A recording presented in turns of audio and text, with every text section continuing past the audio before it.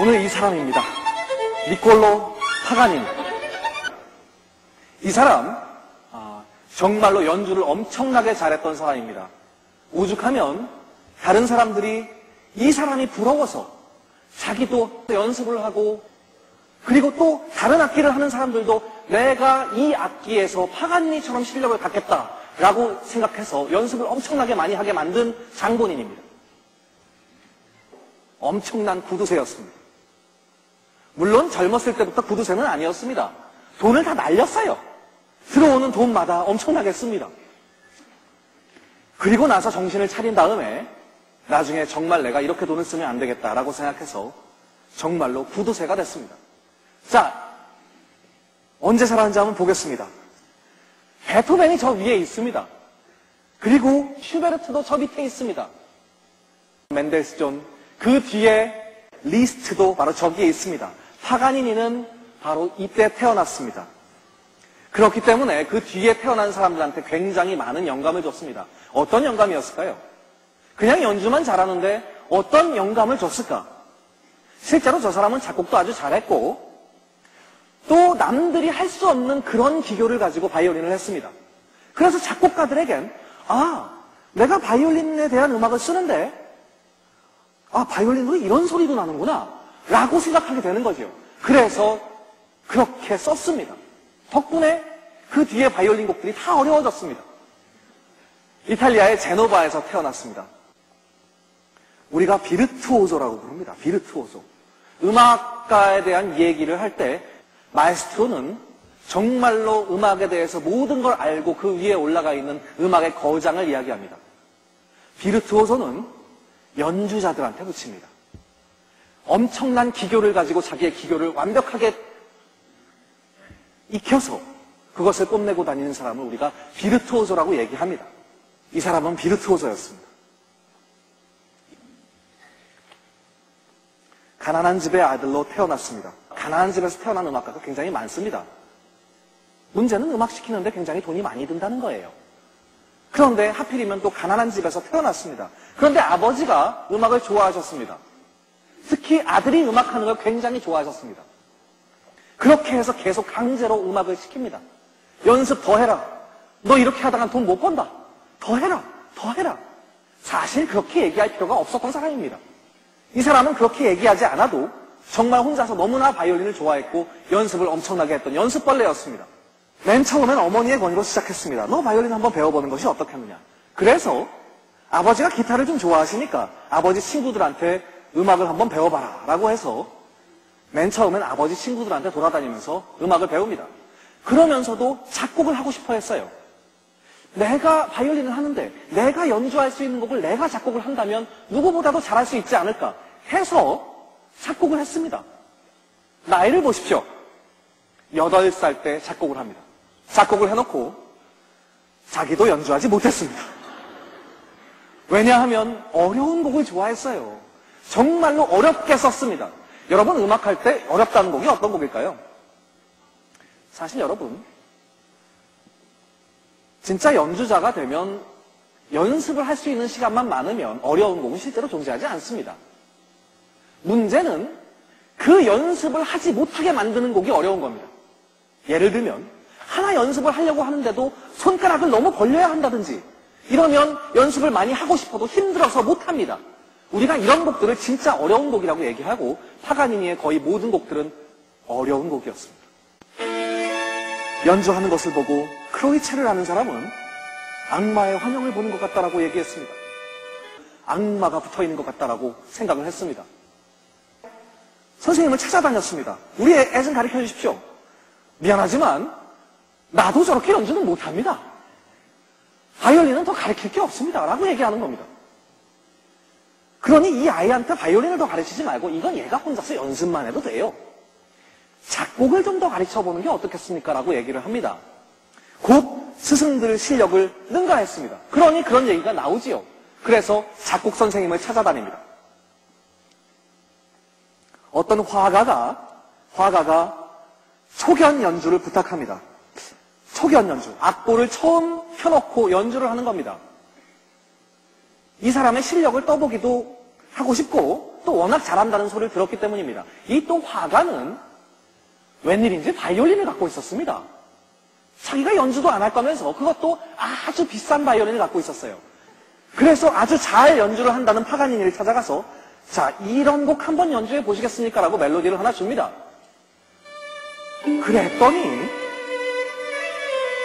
자기가 연주하면서 다른 손가락으로는 줄을 튀겨가면서 반주하고 노래를 같이 합니다. 여러분, 지금 한 사람이 하는 겁니다.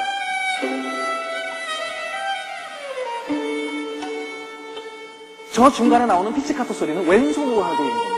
다른 손가락으로 음을 짚고 있으면서 활로 연주를 하면서 나머지 손가락으로 튀기고 있는 겁니다. 대단하죠? 그래서 악기를 선물로 줍니다. 그 악기는 베르곤치라는 굉장히 유명한 악기였습니다. 그래서 악기 주인이 됐어요. 사실 이 사람은 굉장히 악기복이 많은 사람 같습니다. 남들이 계속해서 악기를 줘요. 당신이 가져야 정말 훌륭한 소리를 낼 수 있다고 얘기를 합니다. 하루에 10시간씩 연습을 합니다. 10시간. 여러분, 이 하루가 24시간 같잖아요. 실제로 우리가 잠을 몇 시간 잡니까? 많게 자는 사람은 뭐 15시간도 잡니다. 하지만 여러분, 보통 우리가 좀 짧게 잔다고 해서 6시간 잔다고 쳐보십시오. 그리고 밥 먹는 시간, 밥 먹고 좀 쉬는 시간, 뭐 이런 거 다 빼고, 그리고 좀 뭐 TV 보는 시간, 그런 거 좀 보고 나머지 시간에 연습을 하려면 10시간 못 채웁니다. 그러니까 정말 쉬운 말로 밥 먹고 이것만 한 게 10시간이란 얘기예요. 대단하죠? 자, 가출했습니다. 가출했습니다. 가출해서 엄청난 일들을 합니다. 공연마다 대성공을 합니다. 왜 가출을 했을까요, 이런 사람이? 아버지가 싫어서입니다. 계속해서 돈을 아무리 벌어도 아버지가 그 돈을 가지고 도박해서 계속 날립니다. 그 돈이 없으니까 돈 더 가져와라, 돈 더 가져와라. 그 아버지 밑에서 도망친 겁니다. 그 뒤에 계속해서 공연들을 하면서 엄청난 성공을 했습니다. 당대 최고의 바이올리니스트로 이름이 나기 시작했습니다. 야, 세상에 저런 사람 처음 보겠다. 돈도 엄청나게 벌었습니다. 엄청나게 벌었어요. 그 돈을 이 사람도 다 잃고 맙니다. 방탕한 생활을 했습니다. 어떤 방탕한 생활을 했을까요? 아버지가 도박하시는 게 싫어서 도망 나온 이 사람, 도박으로 잃었습니다. 자기도 도박을 하면서 바이올린을 잃어버렸어요. 여러분, 그 화가 마신이라는 사람이 아무리 자기가 안 쓰는 악기를 줬어도 이게 엄청나게 비싸단 말이죠. 그런 거를 도박으로 잃어버렸어요. 다른 사람이 더 좋은 악기를 줬습니다. 도박으로 잃었다는 얘기를 들었던 어떤 사람이 가슴이 아파서 선생님, 이거 쓰십시오 라고 얘기했습니다. 스트라디바리보다 더 좋다는 과르네리, 한마디로 얘기하면 세계 최고의 악기입니다. 이 악기를, 그 바이올린을 연주를 해보고 이야, 기가 막힌 악기다. 선생님, 이 악기 쓰시는 대신에 선생님만 쓰시면 안 됩니까? 이거 다른 데다 팔지 말아주십시오. 제발 딴 사람한테 주지 마십시오 라고 얘기합니다. 제가 죽은 후에 이 악기는 침묵을 지키게 만들겠습니다 라고 하고 파가니니는 그 약속을 지켰습니다. 어떻게 지켰을까요? 지금 그 악기는 박물관에 있습니다. 파가니니가 죽은 다음 연주되지 않았습니다. 이것이 파가니니라는 엄청난 바이올리니스트가 별명을 대포라고 붙였습니다. 대포. 소리가 굉장히 크고 끝까지 잘 들렸기 때문이죠. 이 대포라고 부르는 악기를 나중에는 박물관에다 기증했습니다. 행방불명됐습니다. 갑자기 없어졌습니다. 4년 동안 밝혀지지 않았습니다. 도대체 뭘 했는가? 농장 일을 좀 경영했고 그리고 기타도 좀 배웠다 라고 얘기합니다. 파가니니는 그래서 그때쯤에 기타를 위한 곡을 막 작곡을 합니다. 여러분, 파가니니는 사실 바이올리니스트지만 우리가 어렴풋이 이 사람이 기타도 잘 쳤고 기타를 위한 곡이 있다는 걸 어렴풋이 들은 적이 있습니다. 바로 그 기타 곡이 이때 나온 겁니다. 은둔생활을 할 때 나왔죠. 바이올린과 기타를 위한 소나타가 12개나 있습니다. 기타가 반주를 하고 위에서 바이올린이 연주를 하는 겁니다. 그래서 이 곡도 어려워요. 왜냐하면 자기가 연주하려고 만든 곡이기 때문에 어렵습니다. 그 중에서 유명한 곡이 바로 여기에 나옵니다. 모래시계입니다. 기억나실 겁니다, 여러분.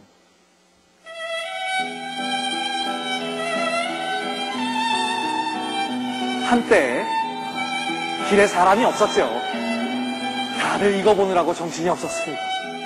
저도 어렸을 때 이 드라마를 보면서 정말 재밌었습니다. 그때 바로 이 파가니니의 기타와 바이올린을 위한 곡이 나옵니다.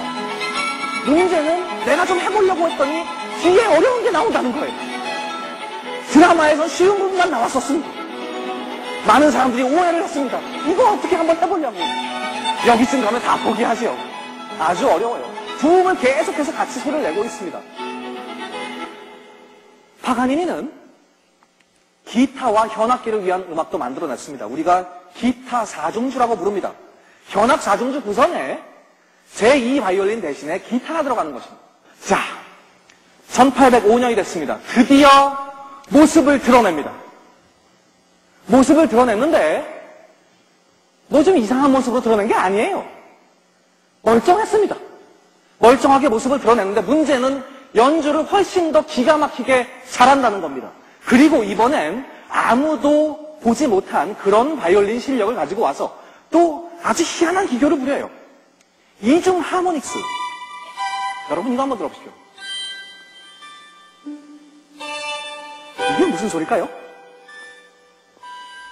마치 훌륭시 부는 듯한 관악기 소리 같기도 하고, 여러분 이중 하모닉스는 말이죠. 하모닉스라는 말 자체가 손가락을 하나는 꾹 누르고 하나를 살짝 누르면 약간 삐 소리가 납니다.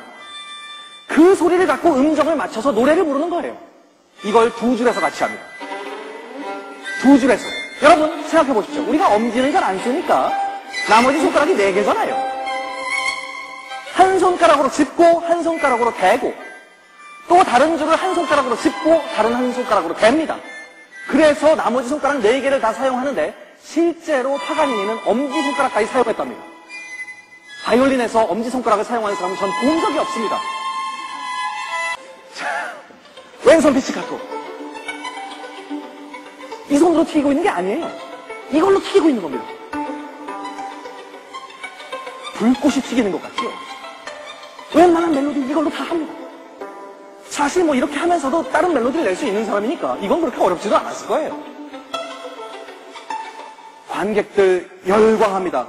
어느 정도냐 하면 여러분 여자분 관객들이 오셔서 들으시면서 이러십니다. 실신을 하세요. 사람들이 기절했습니다. 그렇게 해서 병원에 실려가는 사람도 많았고 그랬던 거의 맨 처음 그렇게 인기 많은 연주자였습니다. 이때쯤에 나폴레옹이 드디어 이탈리아까지 옵니다. 이탈리아를 지배하기 시작하는데 여기서 나폴레옹과 엮이지 않을 수가 없었습니다. 왜 그랬을까요? 그 여동생들이 있었기 때문입니다. 나폴레옹의 여동생들 굉장히 미인이었고 파가니니와 관계를 많이 맺었습니다. 그래서 자기가 좋아하는 여자분의 오빠인 나폴레옹한테 잘 보여야겠어요. 그래서 나폴레옹 소나타라는 걸 만들어줬습니다. 그리고 또 하나, 이렇게 유명한 사람한테 연주할 수 있는 사람은 자기밖에 없어야 됩니다. 그래서 자기만 연주 가능한 곡을 그렇게 쓴 겁니다. 첫 번째 여동생 엘리자 부인, 남편이 있는 사람이었어요. 문제는 이 여자분이 또 남자들을 엄청나게 잘 거느렸다는 겁니다. 이분이 한두 사람을 만난 게 아니에요. 그 중에 한 사람이 파가니니였어요. 나폴레옹의 여동생. 그래서 이 여자분의 힘으로 파가니니를 군인으로 만들어버립니다. 당신이 근위대장을 하십시오. 내 주변에서 나를 지켜주십시오. 보디가드가 된 겁니다. 문제는 이때쯤에 파가니니 이미 여기서 도망치려고 했다는 겁니다. 이거 내가 이렇게 가다간 큰일 나겠다. 문제는 이 여자분이 건강이 나빠졌습니다. 건강이 나빠진 이유는 옆에서 파가니니가 계속 바이올린을 했기 때문입니다. 생각해 보십시오. 무대 위에서 연주를 해서 여러분이 쓰러지는데 자기 옆에서 연주를 해보십시오. 너무 많이 실신을 하다 못해 나중에 건강이 나빠졌습니다. 그래서 떠나세요. 그래서 그 여동생 파울린한테 보냅니다. 제 여동생이면 제가 허락할 수 있습니다. 가십시오. 이 여동생 또 어떤 분이냐? 언니보다도 더 남자가 많아요. 그 중에 한 사람이 또 파가니니였습니다. 파가니니 역시 그 사실을 알았죠. 달아났습니다. 난 도저히 여기 못 있겠다. 이때쯤에 쥐스마이어라는 사람이 작곡한 오페라를 관람하게 됩니다. 여러분 쥐스마이어 혹시 기억나십니까? 쥐스마이어 아주 잠깐 나왔었습니다. 모차르트 편에 잠깐 나왔었습니다. 모차르트의 제자였습니다. 실제로 살리에리라는 그 라이벌 대신에 직접 모차르트의 레퀴엠을 침대 옆에서 받아 적은 그 사람입니다. 그 사람도 아주 작곡을 잘했고 오페라를 만들었습니다. 그 오페라를 파가니니가 보고 있는데 거기에 마녀의 춤이라는 아주 재미있는 멜로디가 나왔습니다. 마녀의 춤. 그래서 이 곡을 가지고 엄청나게 어려운 바이올린 곡을 만들어냅니다. 여러분 지금 전주 한번 들어보십시오. 아직까지 뭔가 들어본 듯 아이들 교본에 나오는 곡입니다. 아이들이 바이올린을 할 때 그 교본에 이 곡이 나와요. 하지만 원곡은 엄청나게 어렵습니다. 이런 거예요. 아이들은 그냥 요정의 춤이라고 해서 딴따단따단따 이것만 하지만 그 뒤에 어려운 부분을 다 잘라놓은 겁니다. 이런 곡들을 만든 다음에 다시 없어집니다. 갑자기 종적을 감춰요. 그러다 갑자기 다시 나옵니다. 1813년 이제 더 훌륭한 바이올리니스트가 돼서 왔습니다. 자, 연주 경쟁을 합니다. 이제는 게임을 해요. 파가니니라는 사실을 숨기고 갑니다. 그래야 그 사람이 경쟁을 받아줘요. 그리고 다 연주한다면 내가 파가니니입니다. 라고 하는 겁니다. 모두 이겨버렸습니다. 따라올 사람이 없습니다. 가장 뛰어나는 바이올리니스트는 접니다. 언제나 자기를 따라올 사람이 없었던 걸 너무너무 잘 알고 있었습니다. 하지만 우리가 알고 있는 파가니니의 이미지는 조금 다를 수도 있습니다. 이 사람도 사람이었습니다. 자기도 이렇게 기교를 뽐내는 연주가 오래가지 않을 거라는 사실을 알고 있었습니다. 물론 이 사람은 죽을 때까지 그것을 해냈습니다. 하지만 거기에 몰려드는 관객들은 깊이 있는 음악보다는 오히려 더 서커스 같은 분위기를 원한다는 걸 자기도 알고 있었습니다. 그래서 고민을 많이 했고 결국은 나중엔 작곡을 더 많이 하게 됩니다. 지독한 구두쇠가 됐습니다. 제가 볼 때, 제가 책을 읽어봤을 때 구두쇠라는 말은 좀 어울리지 않습니다. 왜냐하면 돈을 그렇게 많이 안 쓴 것도 아니에요. 돈을 안 쓰기보다는 연주료를 올렸습니다. 자기는 싼 곳에 안 갑니다. 그래도 사람들은 그 비싼 연주에 다 왔습니다. 바이올린 협주곡이 드디어 나옵니다. 오케스트라가 반주하고 앞에서 바이올린, 자기가 연주하는 바이올린 협주곡이라는 것을 이제 처음 만들어냅니다. 연주가로선 뛰어났지만 작곡으로서는 아직 미숙한 점이 많았던 파가니니는 이제 제대로 바이올린 협주곡들을 만듭니다. 당연히 어렵죠. 파가니니 바이올린 협주곡을 연주하는 사람들은 정말로 대단한 기교를 갖고 있는 사람들입니다. 사라장이 이걸로 굉장히 유명해졌죠. 파가니니는 바이올린 협주곡이 여러 개 있습니다. 6개 플러스 실제로 번호 붙은 곡이 6번까지고 그 외에도 더 많이 있습니다. 아주 유명한 곡들을 계속해서 남기게 됩니다. 24개의 카프리스입니다. 파가니니가 작곡한 곡 중에서 가장 유명한 곡이 바로 이 곡입니다. 24개의 카프리스, 우리나라 말로 기산곡이라고 얘기합니다. 그런데 이 기산곡 1번을 들어보십시오. 카프리스 1번입니다. 4줄을 계속해서 튀기면서 연주합니다. 끝까지 이렇게 합니다.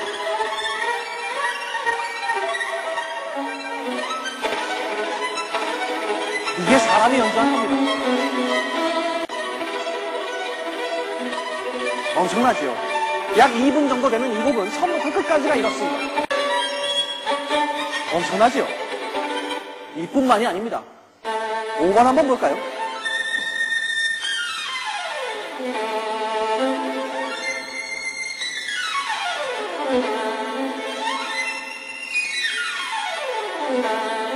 도대체 뭘 하려고 이런 곡을 만들어냈을까?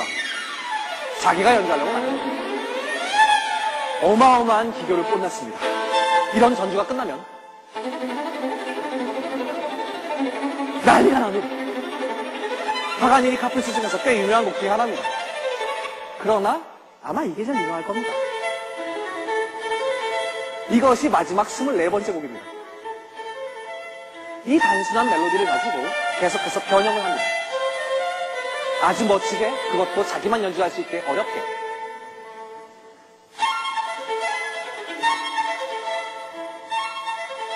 나중에 가면 더 어려워집니다.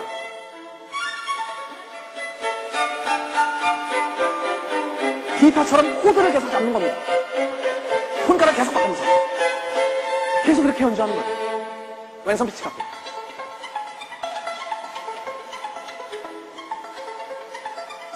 정말 불꽃이 튀는 것 같죠? 마지막 정말 멋있게 끝납니다.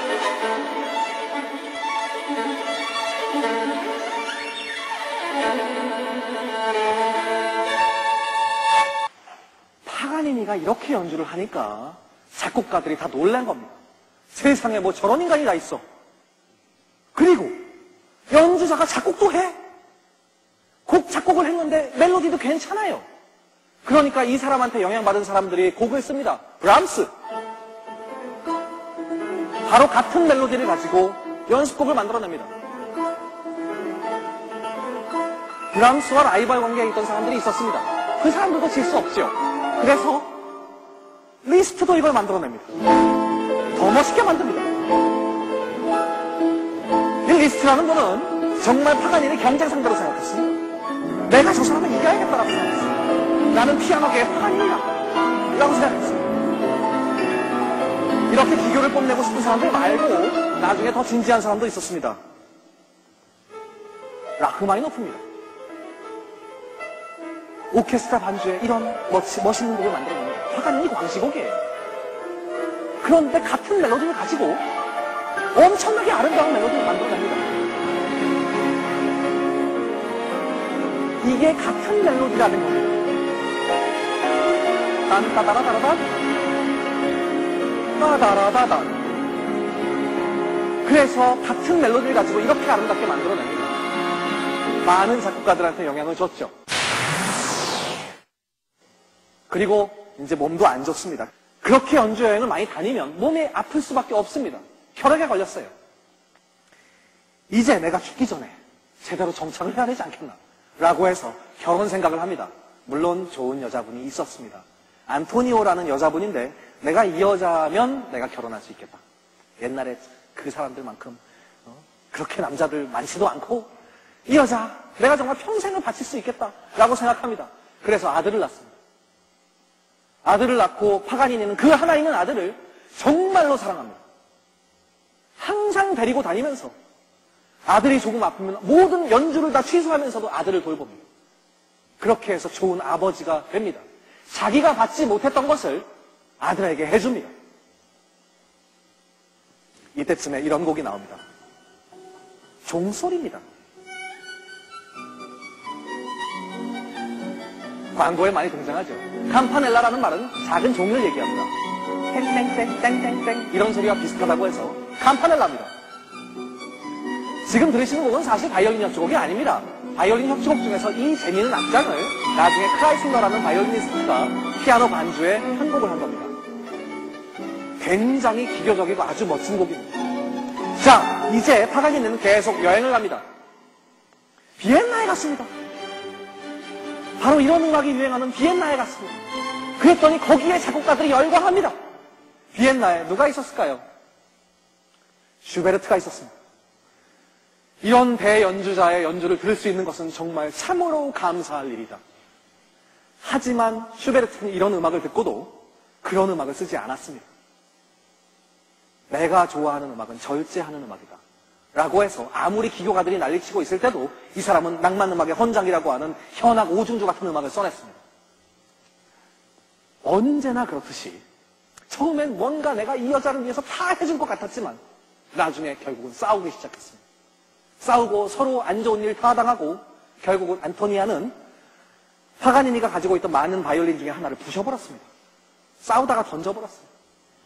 그래서 파가니니 너무 화가 나서 폭행을 했고 결국은 헤어졌답니다. 여자를 경멸하기 시작했습니다. 난 이제 앞으로 여자 안 사귄다. 세상에 여자를 만나면 내가 이득 보는 거 아무것도 없다. 다들 내 돈이 좋아서 오는 거다. 이제 그만해야겠다라고 생각을 합니다. 그러면서도 아들은 계속 데리고 돌아다닙니다. 자, 이번엔 라이프치히에 갑니다. 라이프치히에 누가 있었을까요? 이 사람들입니다. 슈만, 브람스, 쇼펜 다 여기 와 있었습니다. 지금 들으시는 음악은 여러분 슈만 카니발이라는 음악입니다. 그 카니발 중에서 파가닌이라는 제목의 곡입니다. 슈만은 파가닌을 보고 감동을 받아서 이런 곡도 작곡합니다. 자기가 쓸 줄 아는 기교로 가장 어려운 곡을 써가서 제목을 파가닌이라고 붙여놨습니다. 자, 이번엔 파리로 갑니다. 안 가는 곳이 없습니다. 세계에서 다 이 사람을 반깁니다. 여기서 베토벤 콘서트로 감동을 받습니다. 파가닌은 항상 그 1등석에 앉아 있었겠죠.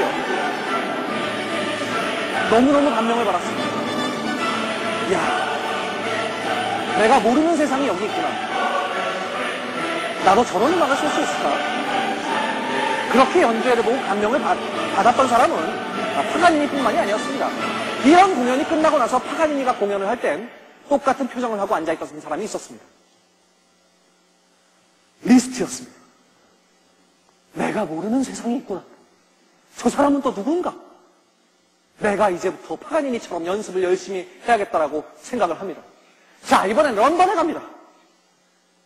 런던에 갔더니 사람들의 취향이 조금 달랐습니다. 그래서 이 사람들 비율을 좀 맞춰야 됐습니다. 갔더니 일단 그 나라 국가가 있었습니다. God Save the Queen. 예전에 God Save the King이었어요, 이 노래가. God Save the Queen. 영국 사람들이 가장 좋아할 만한 것은 무엇인가? 이런 국가를 내가 바이올린 곡으로 만들어주면 어떨까? 나는 바이올린 곡을 만들 때 멜로디와 반주를 혼자 한꺼번에 할 수 있는데 한번 해보자 라고 생각합니다. 그래서 파가니니의 영국 국가 변주곡이 나옵니다. 코드를 그으면서 나머지 손가락으로는 피치카톤 하고 있습니다. 그러나 이렇게 비율을 맞춘다고 해서 해결될 일은 아니었습니다. 별로 안 좋아했어요. 언론에서 안 좋아했습니다. 파가니니 연주는 잘할지 모르겠지만 연주에 생명이 없다. 저 사람은 기교가일 뿐이다. 실제로는 그렇지 않았습니다. 파가니니가 연주하는 느린 음악은 정말 사람의 숨통을 끊어놓을 정도로 감동적인 것이었습니다. 그렇지만 겉모습이 워낙 화려했기 때문에 사람들은 그렇게 오해를 잘 했습니다. 기교만 뛰어난 사람이라고 많이 욕을 했지요. 또 문제는 너무 관람료가 비쌌다는 겁니다. 오늘날도 그래요, 여러분. 표가 너무 비싸면 신문에서 뭐라고 합니다. 세상에 이 경제가 어려울 때 10만원짜리, 15만원짜리, 50만원짜리 표가 뭐냐? 라고 신문에서 욕할 때가 있습니다. 마찬가지였습니다. 그러나 언제나 매진이었습니다. 그리고 파가니니는 택시를 좋아했습니다. 마차지요. 아유, 선생님, 어디까지 가십니까? 아유, 저 파가니니 연주회 갑니다. 저 지금 굉장히 급한데, 제가 그 연주회 지금 꼭 가야 되거든요. 가야 되는데, 지금 어떻게 좀 빠른 길로 좀 돌아갈 수 없을까요? 뭐 좀 초반 운전을 해서라도 좀 가주십시오. 라고 얘기하는 거죠. 이 택시 아저씨가, 그러니까 마차 아저씨가, 돈은 좀 많이 주셔야 될 것 같은데요. 라고 얘기한답니다. 얼마 드리면 돼요? 파가니니 공연에 들어갈 만큼만 주십시오. 라고 한 겁니다. 알겠습니다. 제가 파가니니입니다. 들어오십시오. 깜짝 놀란 거죠. 그래서 나중에 이 사람을 들여보냅니다. 파가니니 이렇게 했던 적이 굉장히 많아요. 길에서 만난 사람들이 정말 들어가 계십시오라고 하면 들어오십시오. 그래서 극장 관계자들이 굉장히 당황했답니다. 레드 바이올린이라는 영화가 있습니다. 여러분, 이 레드 바이올린이라는 영화에선 이렇게 파가니니 같은 사람이 주민들을 초대하는 장면이 나옵니다. 실제로 무대는 영국이었고 영국 바이올리니스트로 나오지만 그 대상은 모델은 영국에 온 파가니니였습니다. 그 사람이 어떻게 연주했는지를 이 영화에서 너무나도 잘 보여주고 있습니다. 자, 이번엔 벨기에로 갔습니다. 벨기에는 좀 상황이 달랐습니다. 카톨릭 국가였던 이 벨기에, 당신 악마가 쫓아다닌다며 라고 트집을 잡는 겁니다. 아니, 이거 내가 낸 소문인데 그렇게 말도 못하는 거예요. 실제로 이탈리아에서도 이런 문제가 있었습니다. 교황청에서도 파가니니는 우리나라에 들어오지 못하게 해라, 이런 얘기가 있었습니다. 그래서 사실 파가니니가 죽고 난 다음에 그 묘자리를 찾는데 굉장히 오래 걸렸습니다. 계속 여기 묻히지 못하게 하십시오. 이 사람은 악마입니다. 라고 얘기를 한 겁니다. 물론 거기서도 건진 건 있었습니다. 14살짜리 비회 땅이라는 바이올리니스트가 있었습니다. 지금 들으시는 곡은 바이올린 하는 사람이 굉장히 유명한 레퍼토리로 삼고 있는 비회 땅 바이올린 협주곡 5번입니다. 벨기에의 아주 유명한 바이올리니스트였고 파가니니가 왔을 때 여기서 14살이었습니다. 아, 나를 뒤따르는 이제 신동들이 생기기 시작하는구나라고 생각했습니다. 스트라디바리가 만든 아주 비싼 비올라를 구했습니다. 누군가 선물로 줬습니다. 베를리오즈에게 이 비올라를 연주하기 위해서 협주곡을 작곡해달라고 부탁을 합니다. 이 베를리오즈 아주 특이한 사람이었죠. 음악을 혼자서 독학으로 공부했고 아주 독특하게 음악을 작곡했습니다. 이탈리아에 왔을 때 파가니니가 비올라 협주곡을 만들어달라고 했습니다. 문제는 솔로가 너무 적었다는 거죠. 좋은 멜로디를 다 뒤에서 오케스트라가 하고 있었습니다. 자기는 비올라 협주곡 하겠다고 하는데 자기가 반주하는 것 같은 거예요. 그래서 이 곡을 듣고 굉장히 실망했습니다. 저는 쉬고 싶은 게 아닙니다. 나는 앞에 나와서 연주를 하고 싶은 거예요. 라고 얘기를 했습니다. 물론 나중엔 이후에 베를리오즈를 후원하게 됩니다. 이 구두쇠가 엄청난 돈을 베를리오즈한테 줍니다. 그리고 당신 이제부터 작곡 편하게 하십시오. 당신 이때까지 굉장히 가난했었다면서요. 이러는 겁니다. 이 사건이 굉장히 유명해집니다. 로시니라는 사람과도 친했습니다. 여러분 이 곡 잘 아시죠? 이것만 나오면 박수 쳐야 됩니다. 정말 그 신나는 행진곡. 나중에 먹고만 다녔어요. 이렇게 살이 찌고. 로시니. 이 사람이 만들었던 모세라는 오페라가 있었습니다. 이 밝은 굉장히 낮은 음으로 이런 멋진 노래를 하는 장면이 모세에 등장합니다. 이것을 보고 감명을 받은 파가니니 모세 환상곡을 작곡합니다. 그리고 나중에 이것도 엄청나게 어려워지는데 줄 하나에서 합니다. 맨 낮은 줄 마지막 한 줄만 갖고 연주를 합니다. 그런데도 엄청나게 높이 올라가요. 처음엔 이렇게 낮게 시작을 하지만요.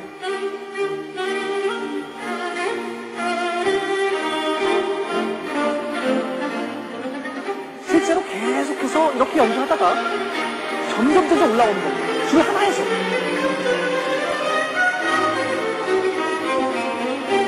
어디까지 올라가나 한번 보실게요. 이게 한 줄에서 하는 거예요.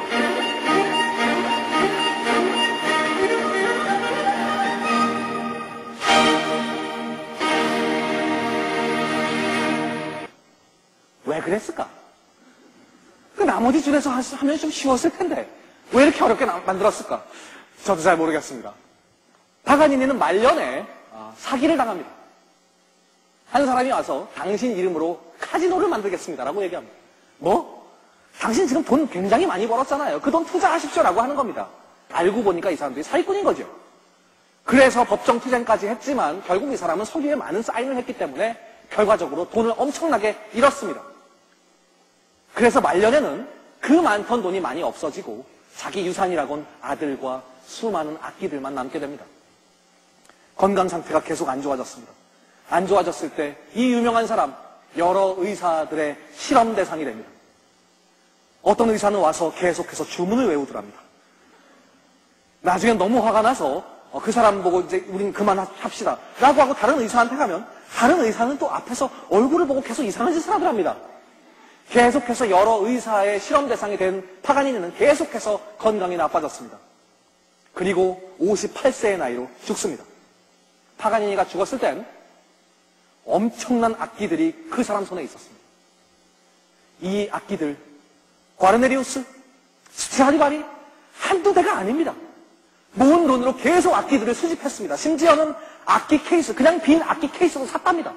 그걸 가방 대신 들고 다녔대요. 그 많이 모은 악기들 모두 아들에게 물려줬습니다. 다른 사람에겐 절대 주지 않았습니다. 이렇게 해서 파가니니가 죽고 난 다음엔 그 아들의 세대 때 엄청난 바이올리니스트들이 이제서 더 등장하기 시작합니다. 마이어베어라는 작곡가는 이렇게 얘기했습니다. 한계라고 생각하는 곳에서 파가니니의 음악은 시작된다.